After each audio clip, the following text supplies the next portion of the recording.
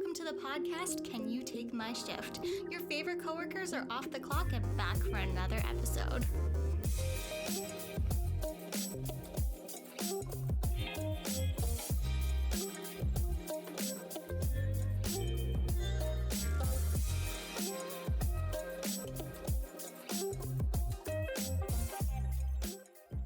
I know there'll be a world of streams there come for me. It'll be so wonderful. Amy and Kelsey, they're here on a Monday night, and it's so wonderful. I know you'll feel, or you're just telling me the stream is real. So wake up the members of our stream. It's the time to be. I don't remember the rest of the words. I was going to say at first you weren't even doing them, and then I realized, oh no, you're making this like a stream thing, and then now I'm like, oh, you still messed them up. This is one thing we have learned about you, though, Kelsey. Your toxic trait is you don't know lyrics. Yes. So welcome back to the stream, everyone. That was our new intro song. Podcast. Welcome back to the stream. Welcome back to the podcast. Welcome back to the show. This is where your two gal pals talk about life, love, and everything in between. Absolutely. We are back on this. If you're watching this live, it's a Monday. And as we will get this schedule right. We will, eventually. We didn't stream last Thursday like we were supposed to. And it's because Kelsey's feeling a little sad. Also, it was just kind of gross out. Not totally feeling it. Wednesday was friend of the podcast, my partner Trevor's birthday. Happy belated birthday. Happy belated birthday, Trevor. Now, let's have a quick chat about Trevor's birthday. So, Trevor decided last minute he wanted to have people over and have a little soiree. And the rule of 2022 is no party without a theme. Absolutely. We lost a year or two of our lives in lockdowns and not being allowed to have anybody over.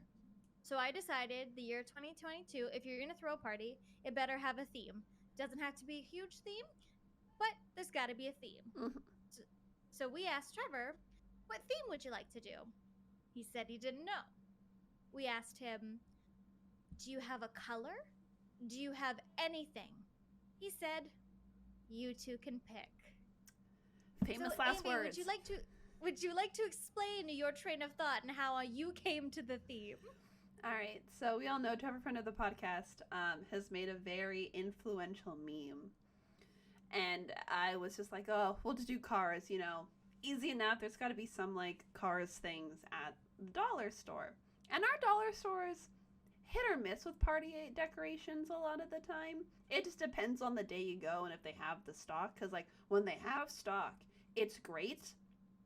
But it almost seems like they order just one big stockpile and then order nothing else until it's completely gone. Which is, fine. You don't know if things are going to sell. So we go into the dollar store. We're finding, car things. And we're like, okay, yeah, this will be a fine theme. And then we walk down the other, the rest of the party aisles.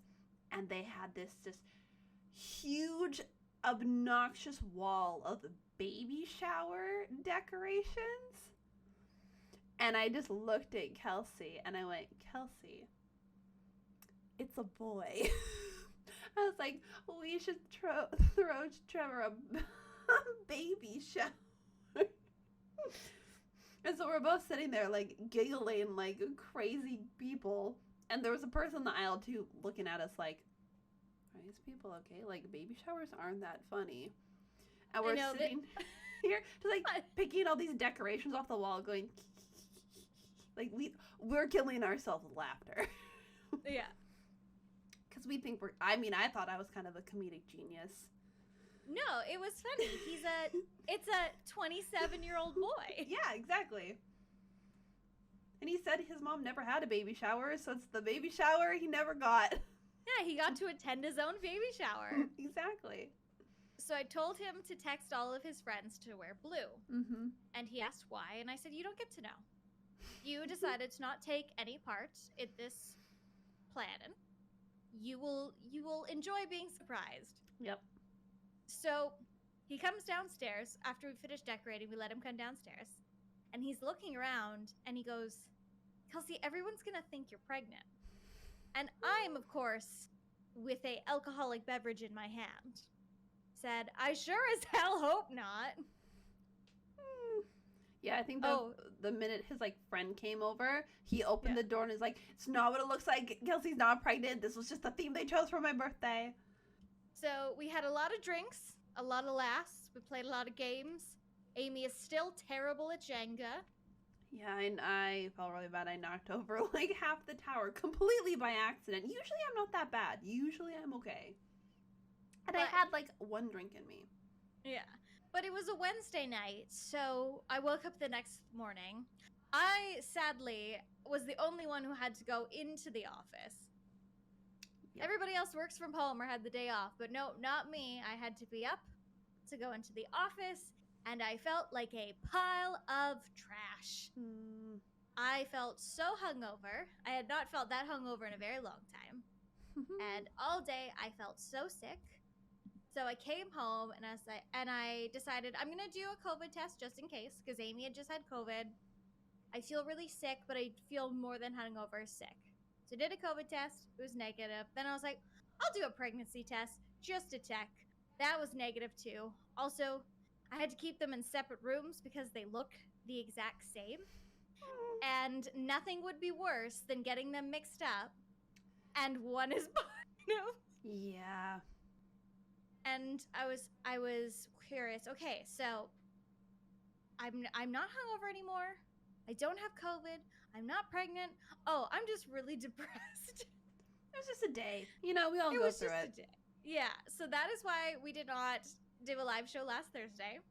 However, I'm feeling much better. Good. Yeah. And we decided to have a cheeky little stream tonight because we are very, very busy people. Oh my god. What happened? I mean, I get it. Life's getting back to normal, but like, Yeah. damn. But here's the thing. Amy and I were not this busy before COVID. We have never been, this is going to sound very vapid. I do realize how this sounds. We have never been more popular. We have never had more friends. We have never had such a high social calendar than we do now. Okay, but okay, first of all, you have way more of a social calendar than I do. But also in that defense, Kelsey, this time, like 2 years ago, we were not in relationships. So when you add somebody to the equation, you have to balance not only your schedule and your work schedule and your personal schedule, but their schedule and their work schedule and their personal schedule, plus their family schedule. Like, huh. No, it is overwhelming. I mean, like we were in a domestic partnership ourselves. There was no tax benefits, and if we had become common law, Amy would have lost a benefit, so it wasn't worth it. Yeah. Yeah. But you and I even feel with the two of us, we didn't have as many commitments. No, but we also worked. We had different jobs that made us work weird hours. Yes. We are both that is also true. now 9 to 5 bitches. Whereas before we were like 6 a.m. to 2 p.m., 3 p.m. to 11. Like, Yeah, we were working the shift life. Now yes. we are both working the office life. Mm-hmm. And before we get into today's topic, because Amy has picked the topic today. I know. Shocking. I know usually I am the head writer of this podcast. And usually I pick the topic. However, Amy, well actually I did kind of I gave you a suggestion for this topic. You inspired me, Kelsey. Yes. Yeah. Oh, I'm your muse. You're my muse for this episode. Yes. But I want to know what your biggest gripe of your work week has been since we last caught up, because I have one, and I did something I've never done before. I told you this earlier, but I want to tell our friends who listen to the podcast. But Amy, has anyone at your work done anything to piss you off this last week? No, everyone's actually been super great, which is crazy, but it's really, really hard to have like work beef when you work hybrid or remote because like there's no like crazy office drama or like you just hear about like silly things that have happened. One of the things that did happen, I can't talk about, but it was more of a like toot my own horn, like something got approved. And I was just Juicy. happy. Yeah. I'm sorry I got none. I'm sorry. My job's exciting, but it's all hush hush. I can't talk about it. So I have to be the drama. Yes. Well, Okay. Kelsey, you are the drama. Am I the drama? Is Is it- it me? Yes, is it Kelsey? it is me. 100%. All right. I will tell you the drama of Kelsey's office life All right. at the magical office where I sit in a desk chair and answer silly phone calls and type silly emails and do silly faxes. All the silly little tasks. Yes. So, there's 2 dramas. 1 drama. So Bum, I bum. have to tear up files. And when in these files, people get personal investigated. So I see a lot of information that is like confidential. And I will not say what I saw, but all I will say is they were investigating this woman and they had her tweets from 2012. The shit people tweeted in 2012. Like, oh no. I was like going through and I was like, someone needs to take the internet away from this woman. Was she And this tweeting it one- like it was her personal diary? Her personal diary, and I think she retweeted every single giveaway she could find. And there was some weird ones, and I was like, what do you like there was just pages and pages of tweets that I was shredding, and I was just like, I don't understand. Like she looked like a bot account, but then she would tweet some really personal things. And like I don't I was See, like, that's I how don't bot know. accounts get you. Exactly. So I was like, but she was a real person because she was being investigated. Weird. I cannot say for why due to legal reasons, but so that was interesting. And like I have like ripping up these files because I have to shred them. Sometimes I read things. My favorite thing was this guy was being investigated, and it was the way they worded this. Blank can be seen here, pictured on the Grizzly River Run in California Adventure, which is a wild and fast roller coaster type water ride. It was so analytical. They're explaining things like aliens. Yeah. Yes, let's go 100%. on this fast-paced water ride where you go down a mountain. Exactly. It sounded exactly like how an alien would describe, like, hello, Earthling. Are you having serotonin boost? Jeez. Like, I get it. They have to be, like, very specific because obviously not everyone knows what that is, but Yeah. it's really funny when you know what that is. Yes. Because I was giggling, and my coworker asked me what I was giggling about, and I told her, and she knows I like Disney because Amy and I have these matching Disney backpacks, and they have like a bunch of our Disney pins on them. We got them from the Disney store before they closed, and she said, "Kelsey, I think you're just obsessed with Disney." And I said to her, "Yes, I have worked there. I have been in a Disney Channel original movie. I have been there a bunch of times." Like, let me have this. Like, we're Yeah. Disney adults, but we're not annoying about it. Exactly. But the other drama of the week is, so we have a temporary assistant in our office. Mm-hmm. And so there's about 50 people in our office. Mm-hmm. She's been there 2 weeks and managed to piss off a good 70% of the office. That's impressive.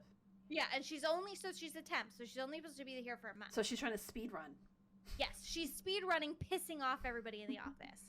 Because she pissed off my 60-year-old best friend first. Mm-hmm. Because she asked her to order a stamp And my coworker said, no, there's a stamp upstairs. And she was like, because our office is on 2 floors. I'm not going up the stairs to stamp. It's not like she has to walk upstairs. It's an elevator. How old is she? I don't know. Old and cranky. Ugh.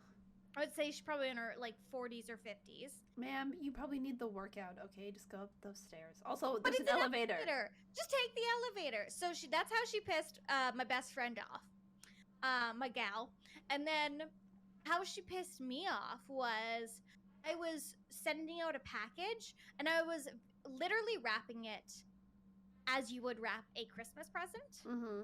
And she goes, I need help right now. And I have, when you're wrapping something complicated, you got tape all over your hands, you're trying to hold the flaps down. And I said, I'm a little busy at the moment. And it was because she couldn't find the glue stick that was in the giant drawer labeled glue sticks. Oh my god. They allowed this person to be at your workplace? Yeah, but wait, it gets worse. So this is not the part I'm angriest about. So we have a kitchen, which is also on the 4th floor. So she has to come up the floor if she wants to get coffee and stuff. So she eats yogurt every day. Delicious. And I every day would find dirty cutlery in the sink, as well as a yogurt lid. Or I would find dirty dishes in the sink, and then you have those mesh things that catch food. Yeah. Yeah, that would be full. Oh, now, part of my job as reception is to just wipe everything down. I am not a cleaner.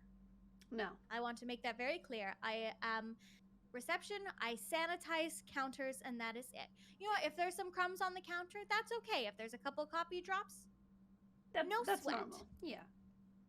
But there is a sign that says, let's keep our lunchroom clean. Please put dishes in the dishwasher, not in the sink.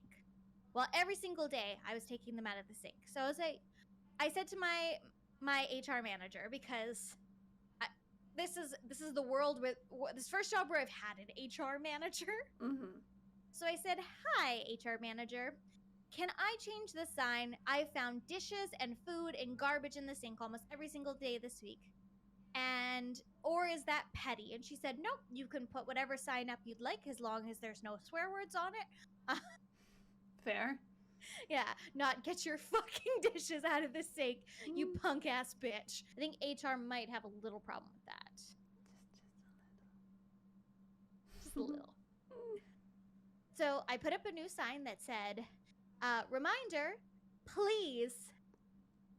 Whenever I think of please, I always think of our friend, who would go, princess, please leave the ducks alone, when we worked at the theme park. Because children would try and grab the ducks. Yep. So please do not put your dishes, garbage, or food in the sink. They go in the dishwasher, garbage can, and organic bin. Just in case, I don't know, they don't know where it goes. Which, if you're an adult, I would hope you do. But apparently... Me too. And then I put, thank you so much for keeping our lunchroom clean, and a smiley face. And I did it in 3 colors. I did it in very large print. And I put it right over the sink, so you cannot miss it. Mm-hmm. And then I come into work this morning. There's dishes in the sink. So I was a little frustrated, but there was no dirty food. It was just a couple glasses. So I go to put them in the dishwasher, and my other work bestie goes, we should get one of those signs on the dishwasher, where it says clean, and then you turn around dirty, just in case anyone is stupid. And I said, or, you could do this. Yeah, that's dirty. Okay, but when, you're at an office, makes sense. Yeah, so I made one of those signs. It took me about 5 minutes, and I put it on there. So now there's 2 signs. So it's just after lunch. I am doing my silly little paperwork, and my coworker comes up to me. So you'll never guess what happened. I'm putting my dishes in the dishwasher, and what does the temp do? She comes and rinses off her plate, watches me put my plates in the dishwasher, and then plunks it in the sink. So I go into the lunchroom. There's not only a plate in the sink, but also that net is full of soggy, disgusting food. Does she not realize you can just take your plate and, like, into the organics bin? Like... Yeah. The organics bin is right beside the sink, too. Of course it is. And so is the dishwasher. You can reach all three things. Of course. Yeah. So I'm no one's maid, I'm no one's mother, I am no one's roommate. I say that because Amy's done my dishes a couple times. I'd say more than a couple, but okay. I digress. So I was very frustrated with Jordan. Mm-hmm. And I said, I want to say something to the HR manager because I've already said something to her before when I made my sign. And I was like, but am I a tattletale? And she said, no, it's a domino effect. If you just let her keep doing that, then everyone else is going to think that it's okay. Yeah, exactly. So I went to the HR manager and I said, you know what we talked about before? And then she gave me a blank stare and I was like, okay, yeah, you would do 1,000 things a day. I should be more specific. So remember when I told you about people throwing dishes, food, and stuff in the sink? It happened again, and my coworker saw exactly who did it. It was the exact person I knew was doing it. And she goes, now, I don't want to put you under any pressure, but will you give me their name? It was fucking the temp. Like, that meme, I don't want to speak of the vampire. His name was Mike. It was Mike. Yeah, it was like, it's the temp. Straight face, because she was gonna send out a company email, and she's like, oh, maybe I'll just go talk to her individually then. Yep. Yeah, I threw her right under the bus. If I have to scoop up your soggy food that has, like, probably been in around near your mouth, absolutely not. I will throw you under 5 buses. That's a lot of buses. There's a lot of food. A bus for every piece of soggy food you had to touch. So right now it's 5. Yeah. No, it was a bus for every single day she's done that. Oh, okay. Because she's been there 2 weeks, but then she took 3 days off. She's been there 2 weeks and has already taken 3 days off? Yes. Wow. So yes, that is Kelsey's work drama, and I know it's petty. I know. But you know what? I have less drama than I had at previous jobs. But I'd rather this drama than some of the drama. Yeah, you gotta keep things interesting still, right? Yeah. But okay. I think with companies, you need to know your boundaries, where the lines are, and what a lot of companies need is PR people. Now, a lot of companies, I don't know if they don't want to pay for PR people, or if their PR person does not know how to do a 5-second Google. So, Amy, what is this episode about? Ooh, great segue. Yes. Thank you. So, I was inspired by this episode because Kelsey sent me this TikTok that was this girl, and in the background of her TikTok, it had a headline from Ulta Beauty, and the headline on their email said, "Hey," it said something like, "Let's hang with Kate Spade," or "Come hang with Kate Spade." Something like that. And at first when I was watching the TikTok, like, the girl, like, her expression was, like, super shocked, like, oh my god. And it confused me at first because I was like, what exactly is wrong with that? And then I thought about it and I was like, oh, that's very tone deaf, because for those of you who don't know, and quick little, like, I don't know, like, quick, like, trigger warning, like, suicide, Kate Spade killed herself. And I'm pretty sure the cause of death was that she hung herself. Like, that's what it was.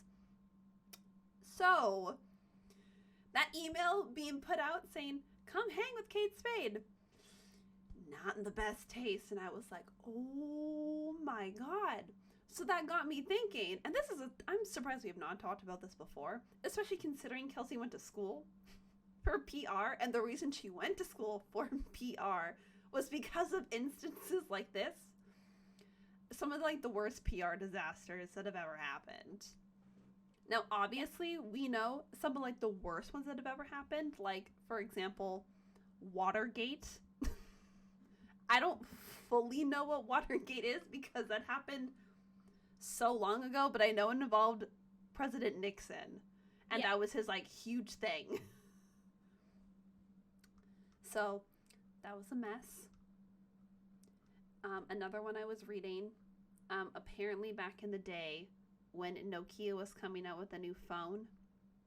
And this one to me is really funny because this is something I was also taught in school, which is if you want to start like a company or have like a company name, you better Google and translate that thing in every single language. So whatever your company is, if it goes global, you're not accidentally offending somebody. And unfortunately, this next example I have did not do that. Nokia came out with a new phone called the Lumia. And if I Google it really quick, it was like a smartphone, like a really, really simple smartphone from back in the day. But Lumia is apparently prostitute in Spanish, or like the prostitute in Spanish. And I just love that this website says, of course, this was an honest mistake, but it could have been easily avoided if the company had taken the time to research the new market and properly localize their brand according to regionalism and cultural faux pas. Yeah. And I'm like, this is literally your job.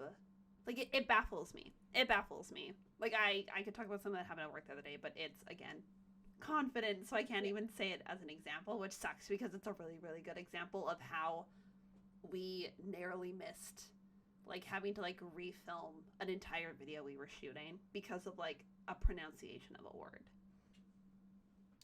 The reason I got into PR, it's actually kind of silly. So, remember YouTube, the good old YouTube apology? The good old... Yes. The good old... All right, we need to talk. Yeah. Or it always starts with the sigh. I'm wearing too much makeup for the YouTube apology. It's got to be no makeup, the sigh, hair in the messy bun. I mean, like, y'all know what this video's about. Blah, blah, blah. The YouTube apology video, the Notes app apology. Mm-hmm. I could not get over how badly influencers and celebrities would apologize for things. And I just could not understand someone with that amount of money. So if I'm a millionaire and I have done something that I have royally messed up, like I have run over a baby, I'm not going to go, I messed up, I'll do better. Obviously, that's a very big hyperbole and that's murder, but you know... I could have used a way better example. You could have. Please, I know the way you're looking at me. For those who are listening, Amy's face is... You know it, it's fine. Yeah. But I don't understand. Just if you don't know how to properly apologize, hire somebody to do it. Hire somebody who's paid how to do it. Yeah. Or, like, I know there's always those examples of being like, oh, like, I had to, like, put out an apology super fast, like... I felt like under pressure. How about you just take that time instead and like truly reflect and then come back and say something? Because that's even worse if you like reacted at like the drop of a hat. That's even worse. Yeah. Most people don't act well under pressure. So take your time to condense your feelings and thoughts and then come back to us with an actually a good apology. Yeah. Going into PR, we had to, when I was in school, we did have to talk about some of the blunders. And one of the big examples that in the PR world people like to talk about is the Pepsi Kendall Jenner commercial. Because that was a huge blunder. Yes. Everyone knows that commercial. Well, just quickly for those who don't know, it was when there was the whole Black Lives Matter movement. And basically there's this very tone-deaf commercial of all these like young adults standing off against police officers, and what does Kendall Jenner do? Hand him a Pepsi, and oh boy, all the world's problems are solved. Thanks, Pepsi. Thanks, Pepsi. Racism is now over. Yay! Yay! No, it was completely tone deaf, and I also wonder, because the thing with large companies is, as as I know, and multiple people who we know who work for larger companies, things have to be approved 10 to go through 10 to 15 people. My job right now, literally, there's so many different departments that are all like talking about the same thing, and we constantly get told, being like, "Oh, you can't, like, this isn't approved here," and I'm like, "But it was approved in this other department, and it's like the same photo. Why is it approved for them but not for like?" I understand there's so many different moving parts, but like, there's gotta be some consistency. Like, come on. To go how many layers of approval, and then it still ends up. Yeah. It's just crazy. So Yeah. Amy sent a couple of links, and I haven't read over them because I wanted to be surprised. Yes. So this was the biggest 8 disasters in public relations history. Of course, we have Watergate as number 1. Yep. Okay, so Air Force One photo op incident. In 2009, the USA's Department of Defense was part of probably the biggest PR disasters. DoD organized a photo op for Air Force One in New York without informing anyone. For good photographs, the plane was flying over Manhattan at a low altitude. In post 9/11 New York, the event led to widespread panic amongst people. Countless complaints were received by the police department, and offices started evacuating their employees. The government and authorities had to apologize later.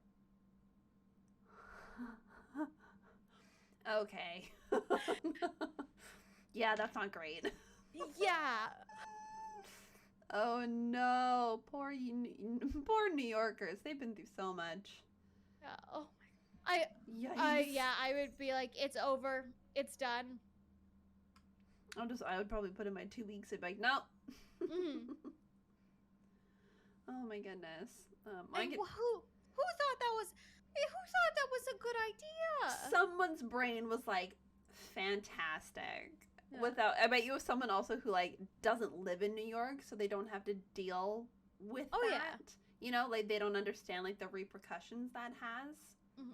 Which is someone who's crazy. never lived in New York, because the president and all their staff are in DC, right? Yeah. So, oh my goodness, I understand. Like the thing is, we're all humans. There's human error. But again, like you went to that point, these things have to go through so many processes. It's not just this one person who was like, yes, we're going to do this campaign. Absolutely. No, that's not how that works. Okay, do you want to, okay, then third one on this list is the Bud Light Up for Whatever debacle. The 2015 Bud Light Up for Whatever advertising debacle is one of the most recent large-scale examples of a PR blunder. Certain bottles of Anheuser-Busch beer were produced with the label, "The perfect beverage for deleting no from your language for the night," which was a terrible promotion marketing decision. The Up for Whatever ad, according to the brewer, was created to encourage people to say yes to trying new things. Oh, okay. So I'm gonna go on a limb here and say a man designed this ad, right? Okay, I can see where they're coming from. Like the idea of like try new things. But with alcohol, the deleting no, and I don't know, maybe it's now that it's like 2022 and like a lot of us are a lot more like prevalent and aware because this is a terrible thing that too many people have to deal with. Like, that's bad. That is some essay allegations waiting to come through. Yeah. Ooh, no. I will say no to those beverages. Thank you. Whenever I think of when people go, "Oh, don't take that seriously," I always think of what a 14-year-old boy said to me when I was 14. No means yes, and yes means anal. Oh, what? Oh no, Kelsey. Yeah, so no. you gotta think about ads just a little bit. Just a little bit. Well, just a little bit. The thing is, like, ads get stuck in your brain, right? That's the whole point. You want something catchy. Like, I don't know why, but that IKEA commercial where the lady's like, start the car, like, lives so rent-free in my brain. Oh, that's burned into my brain. Like, it's just in there. Same with the idea of, like, it's birthday season in our household. So what do we do during birthday season? We ice everybody. And we had to actually explain this during Trevor's birthday, because one of Trevor's friends was like, I don't even really know what icing is. And we were like, well, actually, it was a genius marketing campaign put on by the Smirnoff Company. Because it was. And it's great. And it's a cultural phenomenon, I guess, in a sense. Say so. It's a very much a North American phenomenon. Because it's not really a thing in Europe from what I have seen and researched. No, probably not. So Smirnoff Ice is not an enjoyable drink. It is super sugary. It's like your first drink. Yeah. If you're someone who's never had an alcoholic beverage before and you like sweet things, like one of our good friends, her boyfriend, we met him. Well, no, we've met him before, but he's a quiet boy. We love him. He's a quiet boy. Mm-hmm. But he unironically enjoys Smirnoff Ices. It's okay. So does my partner. Yeah. And at Kaylee's wedding, he got quite drunk off Smirnoff Ices. Yeah. And I have never heard that boy talk so much in the entire times I have met him. And the cutest thing he ever said. So we were at the hotel room and they were supposed to go back to their room, and he didn't want to leave. So Amy and I took his shoes off, and in his little Smirnoff Ice drunken state, he was like, I can't leave, I don't have any shoes. It was very cute. Very cute. They're not bad drinks. They're just, at least for like my palate, very, very sugary sweet. Like I drink one, I'm like, my teeth, I'm like, I have 7 cavities now. Yeah.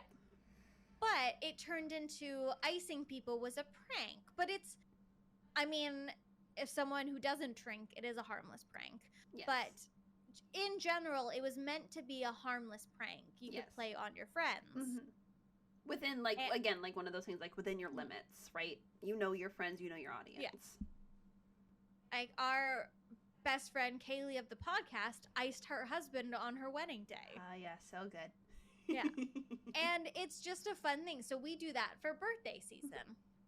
And I had to explain the rules. So the rules is if you see it, you make direct eye contact with it, or you find it, you have to drink it. Now, I'm not one of those people who make people get on their knees and chug it. No, you can sip it throughout the night. We're not monsters. Yeah, we're not monsters, because I have tried to chug one of those before, and a lot of very, very unladylike burps came out of my body. Yeah. But if you're going to do a viral marketing campaign to bring it back to alcohol, that is what you do. This is what you do not do. Exactly. Like, there's good ways and bad ways, like what we're talking about tonight. Next one is... Oh, this is a fun one. BP during their oil spill. So, I guess, if y'all don't really know, quick TLDR, BP had a huge oil spill back in, what, like, 2011? I don't know. A really, really, like, a while ago now. Like, at least, like, 10 years. So this article says, when I think of greatest PR disasters, the first thing that comes to mind is BP during the Deepwater Horizon oil spill. Not only was the event itself a disaster of biblical proportions. Biblical. Biblical. That's a big word for Amy. BP completely fumbled and botched the PR response. Regardless of whether or not the tragedy could have been foreseen, company leadership was clueless when it came to keeping the public informed and managing the messaging. They stalled in their response, leaving the media days to frame the story how they wanted, and when they finally did speak publicly, they failed to take full responsibility, and there was no cohesive message. Of course, this all came to a head when the clearly aggravated CEO, under rightfully intense questioning, said the quiet part out loud. There's no one who wants this thing over more than I do. You know, I'd like my life back. You know who else would like their life back? The, like, hundreds and thousands of animals who died because of that. If anything, the best PR to come out of this was Dawn dish soap. Because, I don't know, like, Dawn dish soap, like, that's their huge selling point. It's like, we help little animals trapped in oil spills, right? And I remember those commercials were everywhere during this. Oh, yes. Even Yeah. though I think Dawn is owned by Procter and Gamble. We don't need to talk about that. I think. I don't know. I think so, probably. I don't know. Everything you think is good is owned by someone who is bad. But Yeah. that is the way of capitalism. Yeah, it's bad. This I won't read it all because it's a very very long paragraph. But it says like company, like basically like company. The takeaway was company leadership just wants to move on and return to their cushy lives, which they say like could be a simplification of what the situation was. But the CEO basically doomed his own career by saying that. Yeah. Which is fair if you're making this like huge environmental disaster like whittled down to nothing. It reminds me of those people who did their baby reveal and then set half of California on fire. It's the lack of humanity and Yeah. empathy. Yeah. Yes, I'd like to go back to watching football on my couch. Wouldn't we all? But Yeah. like we can't do that. We don't just get to go back to normal. Like this is something that's like forever changed. Yeah. Jeez. Yeah, that is 100%. Unfortunately, when big disasters are, the captain goes down with this ship. Yep. You don't get to just move on. You are the captain of that company, and if the company's going down, you are going down with it. Aye. That's the Jurassic Park theme. I was trying to think of the 7-gun salute, and I was like, that is Jurassic Park. I'll go down to that. Yeah. No, that is terrible. And okay, so oil companies, they have lots and lots of money. They could have had 15 PR people. And so when people become famous or they become in the public eye, they have this thing called media coaching. Mm-hmm. So if you ever see a celebrity who's just popped up overnight and they seem very calm and they're not like starstruck, it's because somebody has gotten that new star media coaching fast. So if you watch Euphoria, the actor who plays Fez, that man needs media coaching because he is so unhinged. I love him. He's so harmless though. Like he's a very harmless man. The fact that they had high. to take his management team took his phone away from him. They took his Twitter away from him. Oh God. I just want to see the interviews of him being like, "Do you have time to answer a couple questions?" No. Yeah. He just walks. Yeah. Well, so Adele actually talks about this. So Adele does not run her own social media. I mean, most major celebrities, they do not run their own social media unless they enjoy doing it. Yeah. So Adele does not run her own Instagram. However, Adele posted one photo herself, and it got huge controversy because she had so Adele is a white woman, if for those who do not know. She had her hair in is it bandeau or bandeau knot? Bandeau? So I apologize if I'm saying that incorrectly, but a black hairstyle, and she was wearing a Jamaican bikini because I think her friend was throwing a Jamaican party. It looked like that her friend was of Jamaican descent. However, the internet did not like that, and her media team immediately took her phone away. Like, after she posted that photo. She even said that interview, I have posted one photo of myself on Instagram, and I got my own phone immediately taken away. Which, fair. If you're gonna be an idiot, I'm sorry. You're gonna be treated like one, unfortunately. If I was Adele's manager, I would have taken her phone away. There's a lot of celebrities that I cannot understand how someone has just not taken their phone away. I mean, Kanye West. That man needs mental help. That man needs to have everything taken away for like a little bit, and then he can come back. Yeah. But when you have these large companies, you have these celebrities, they need media training because when you are in the public eye, you have to expect your words to be taken and twisted every single way.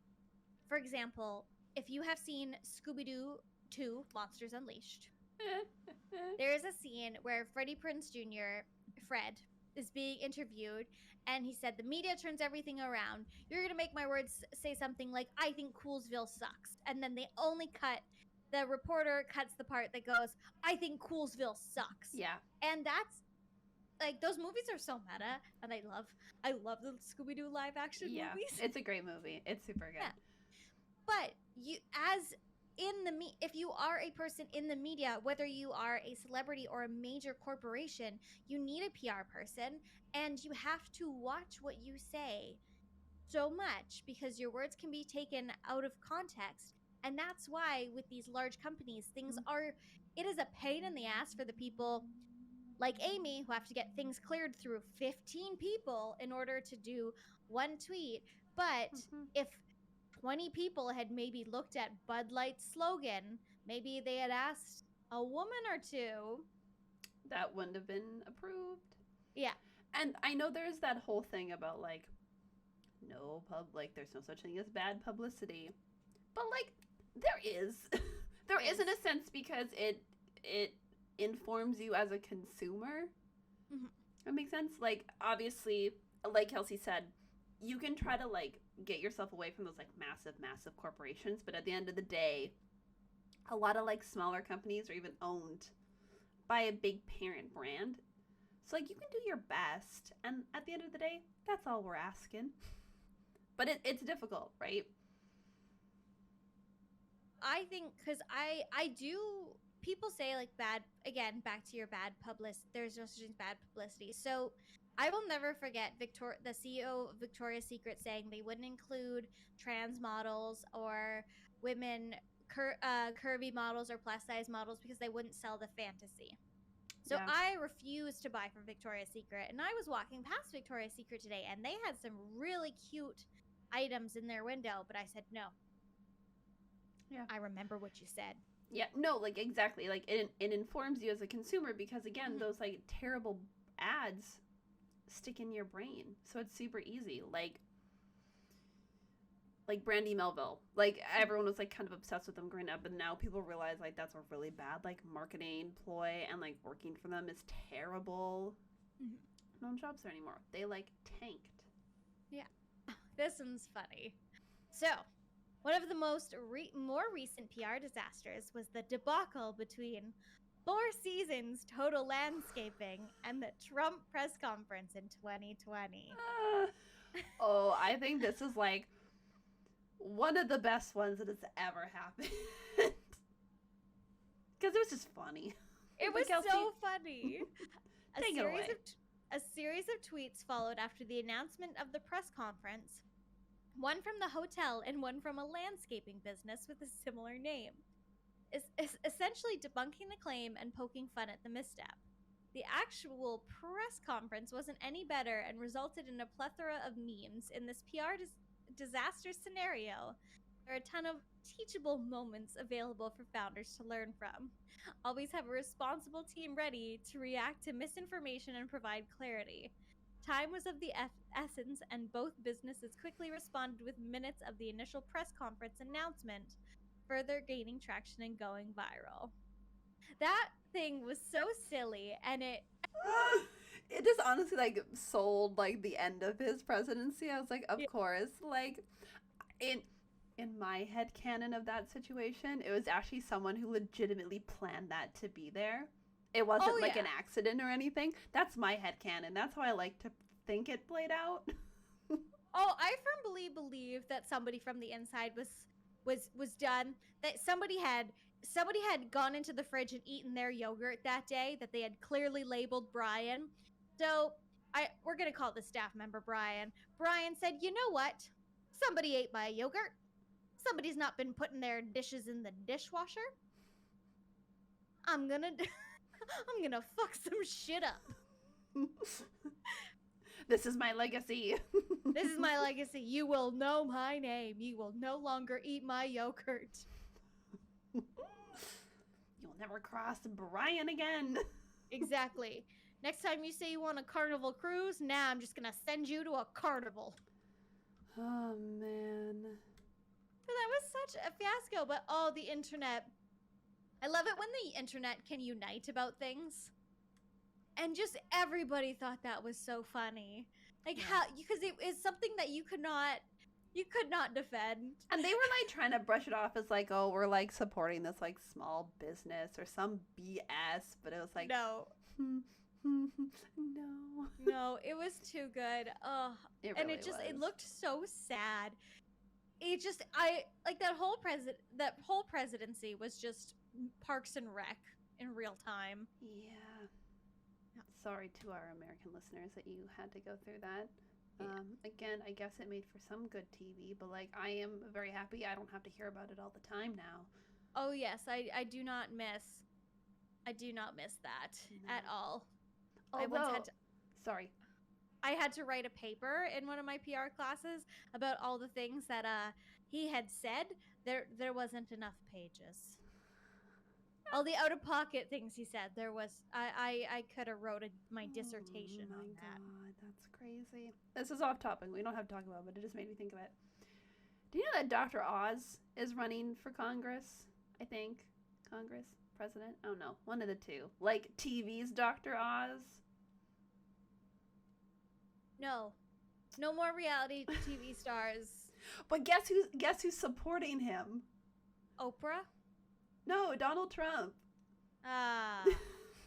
It came up on my like Twitter because he did this whole campaign about like First Amendment, like don't take away my gun, like completely like crazy ad, and I was like, I at first I thought it was fake. I was like, this can't be real, and then I went to his Twitter account, and it's like whatever his first name is, like Dr. Oz, like for Congress, supported by like Donald J. Trump, and I was like, oh no. Here's a fun tidbit about Dr. Oz. So he's terrible. That's it. That's the fun tidbit. No, there's more, but yeah, that is the first tidbit.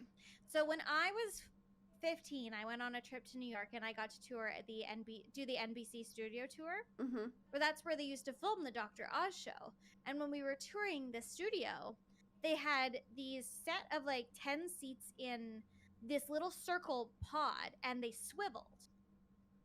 So they swiveled like this. And they told us that those seats were specifically made for it to look like there was more audience members than there actually were.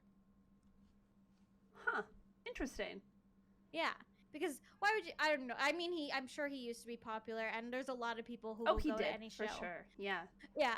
But the fact that they had to make it look like there would be more people. My God.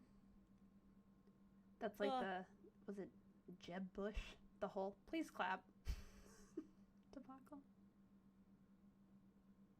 Suddenly, I forgot how to clap. Is it? It's something like now it just looks like you're voguing. Oh, I'm so into voguing right now. No. No, yeah, that's showbiz, all smoke and mirrors. Absolutely. But I think with PR and show business, again, it all comes back to where do you put the money? And I think you got to allocate a certain budget. Yeah. You have to know that if your company is a big company or you become a big person yourself, you have to know at one point you're going to mess up. You're going to do something wrong, whether or not it's an oil spill or licking a donut.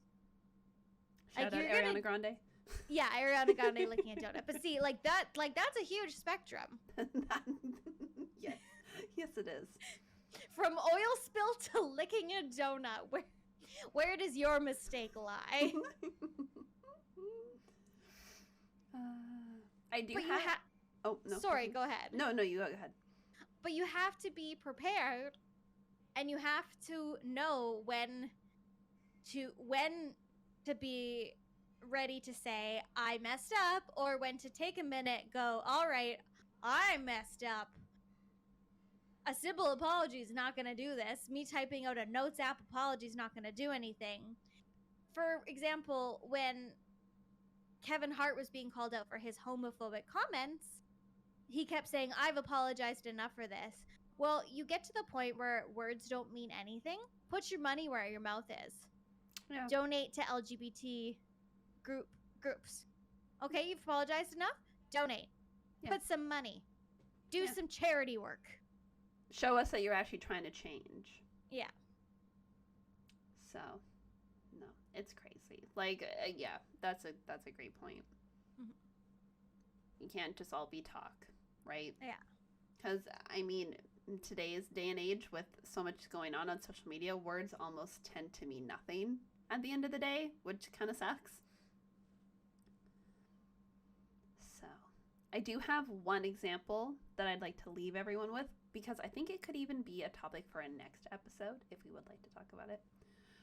But this was just something that came to my mind scrolling through. And this was a pretty big PR disaster. But I think this is a good example of a company kind of taking their image, revamping it, and coming back and still not being nearly as prevalent, but being able to like hold their own in the market still. And that's Abercrombie. Oh my god, the documentary just came out about them too. Yes, which is kind of why I was like, maybe we could watch that if you'd like. Yeah. I've heard it's not bad, but I'm a sucker for a good documentary. So this one was Abercrombie's cool kids only image. And this example here just says, a CEO always needs to consider his or her words carefully, a lesson Abercrombie and Fitch learned the really, really hard way.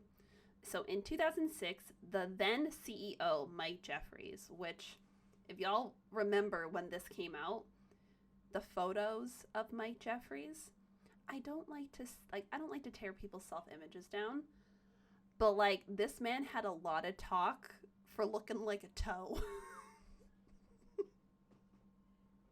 He looks like a toe. I'm sorry. Well, if you're gonna comment on and tear down other people's appearances, I feel like you have opened it up for people to come after you. For sure. Like, I'm sorry. Like, if like Selena Gomez was to be like your eyebrows look like caterpillars, I'd be like, okay, that is fair. You're allowed to say that to me because you're Selena Gomez. Like, you're very pretty. This man, no. But what he says is Mike Jeffries made plenty of waves when he said the brand was exclusionary and catered to quote-unquote cool kids. So compounding the issue is the store's refusal to carry larger sizes and lawsuits from their employees over discriminatory hiring practices. So if everyone remembers, like, their bags used to have, like, the photos of, like, men with, like, washboard abs. And then I remember it wasn't Abercrombie, but it was Hollister that used to have, like, the guys that stand outside in, like lifeguard swim shorts. I think my mom made me take a photo with them when I was in high school one time, and I felt very awkward the whole time. But, yeah, he said those things, and then Jeffries stepped down in 2014, freeing the chain to start repairing its image with a more wholesome and inclusive approach. So for those of you who don't know, I hate to admit this, I shop a little bit at Abercrombie and Fitch. I don't buy a lot from them, but they have some nice, like, basics. I have a few things from them in my closet. I have coats from them. They have really nice coats. Anyway. I think the whole thing with so I do remember that happening with Abercrombie, and I am interested in watching the documentary. However, I did hear that it tries to make the company in a good light by the end, and I think I own one dress from there because it was on sale for $10. Which is fair. But, I mean, all the stuff I have from them only bought on sale. Yeah, but their stuff is overpriced for their quality, and they've tried. I find that brands trying to be body positive is the clothing example of greenwashing. For sure. It's that we're a little late in joining the body positivity movement, but it's more than body positivity. It's body neutrality. Like, this is my body and this is the size it is, and I deserve to have clothes that fit me. Everybody should deserve to have clothes that fit them. I am not a twig. I am a curvy lady. I got lots on me, and I am not plus size, but I don't know, I hate the term mid-size. Like, I'm just a size that my body is. And a lot of stores, I feel that I don't fit in their clothes. Abercrombie was one of them. Like, I've never in my life shopped at Brandy Melville. I've never wanted to. And I find that stores will say that they are inclusive. However, a size 12 at Abercrombie is a size 8 at Old Navy. Okay, but that is also like a whole other separate Yeah. conversation outside of rebranding an image, which like we could also have a whole episode on. Yeah. We're very passionate about that kind of subject because like women's sizing itself is like a total issue. Women's sizing makes no sense. Somebody just picks random sizes thrown at a dartboard with their eyes closed backwards. Yeah. Like, I think I have 2 pairs of jeans that are both from American Eagle. They're the same style. One's an 8, one's a 10. Exact same style. Yeah, I have an extra small shirt and an extra large shirt that fit the exact same. It makes no sense. I understand like certain cuts, designs are gonna fit differently just because of the way they're made, but like overall there should be some kind of standardized sizing, you know, like shoes. Obviously, like heels are gonna fit differently, like different styles of heels, but overall an 8's an 8. Yeah. Feel as if Abercrombie recovered better than Victoria's Secret. The thing is, like, and one of the reasons I think it's a good example is because Abercrombie put their money where their mouth was. Like, one of the big things they do, and this was also a big thing, is they reached out to like a whole bunch of like YouTubers for like Pride, and they donate to the Trevor Project every single year. So at least that's the only reason I give them any sort of credit, is because they're putting some amount of money where their mouth is. Yeah, they did more than the bare minimum. Yeah. And still are. Like, they definitely have not jumped back or, you know, gained any sort of popularity, but they did address what they did was wrong.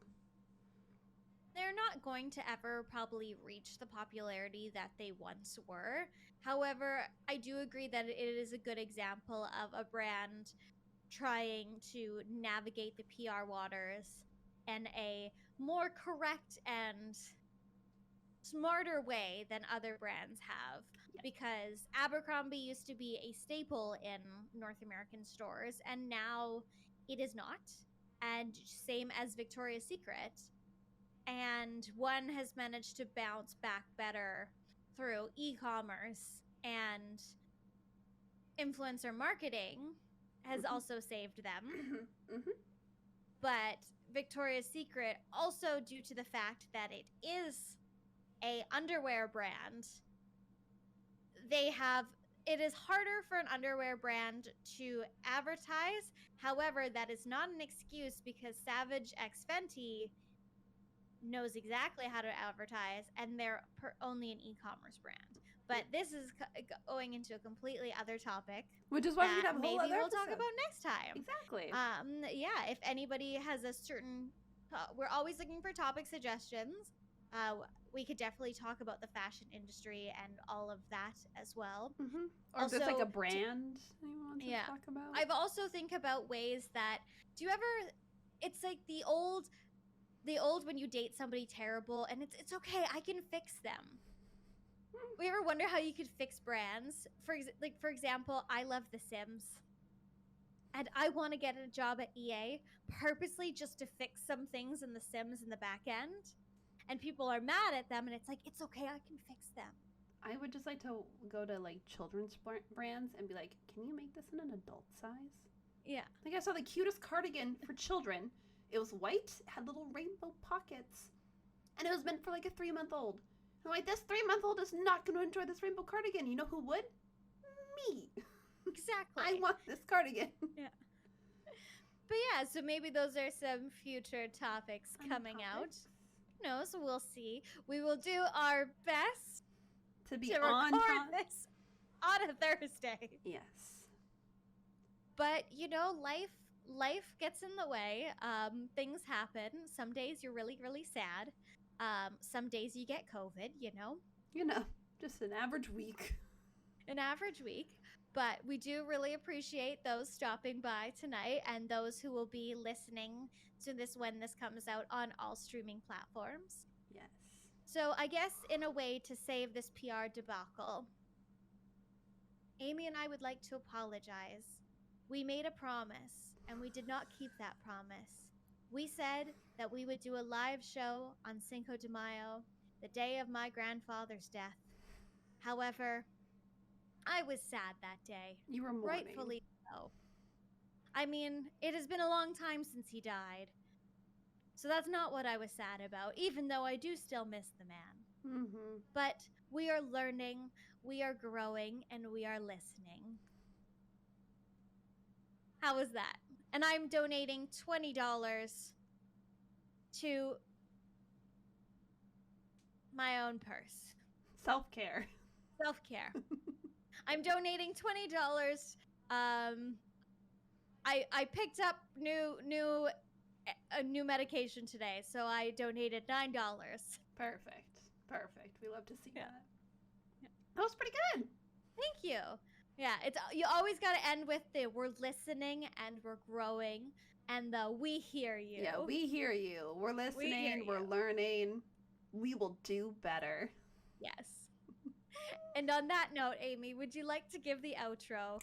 And you know what? Amy's going to do better than the last time she did the outro. Oh, I cannot. I refuse to make that promise. That is one promise I cannot keep. Yeah. All right, but thank you guys so much for listening to this episode. I hope you liked it. I usually don't write them, so if you don't like this, I'm never allowed to write them ever again. But moral of this episode's story, which is another reason I really wanted to do it, is hire Kelsey for all your PR needs. Find her at Kelsey Beats, but I will get more into that in a second.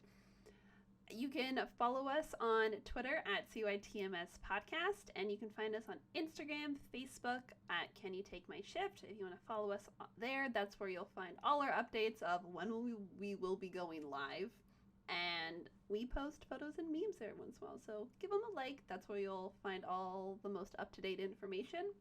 You can also find us over on YouTube, which is where these episodes go up on Thursdays. The second and fourth Thursday of every month. So if you want to go over there, give a subscribe. You can rewatch it as many times as you would like. You can also listen to us over on Spotify, Apple Podcast, Google Podcast, wherever podcasts are available. You are more than likely to be able to hear us there. So again, those episodes are also available every second and fourth Thursday of every month. If you're not able to catch us live, the first and third Thursdays of every month, when we do go live on those days, which so far I think has happened once. But like Kelsey said, we will get better. We will do better. Speaking of Kelsey, you can find her at Kelsey Peets on Instagram, Twitter, and TikTok, and you can find her at Twitch at Babushka Peets. And then for myself, you can find me at Shelly Amy on Instagram, Twitter, TikTok, and Twitch as well. I think that's all of them. Yeah. That was pretty good. Amy did better. Thanks, see? I'm always growing. So until the next episode, Kelsey, can you take my shift? I hear you. I understand you. And I know you're asking for me to do that. However, I just wish this could just go away. So no. I just wish I didn't have to work. Yeah. Your call has been forwarded to an automatic voice message system.